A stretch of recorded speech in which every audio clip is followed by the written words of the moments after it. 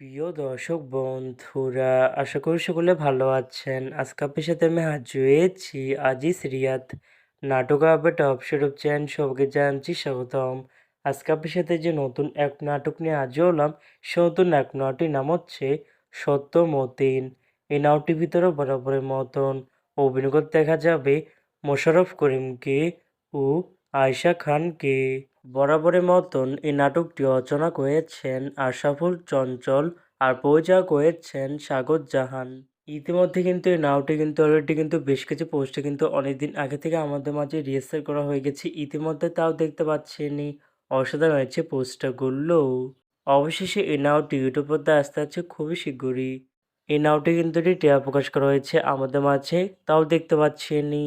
নাটকটি ইউটিউব পর্দায় দেখতে চোখ রাখতে হবে 16 এপ্রিল বৃহস্পতিবার বিকাল 3টায় শুধুমাত্র এনটিভি নাটকের অফিসিয়াল ইউটিউব চ্যানেলে। সত্য মতিন শিরোনামের এই নাটকটি দেখার জন্য কারা কারা অপেক্ষা আছেন সেটি কিন্তু অবশ্যই কমেন্ট করে জানতে পারেন।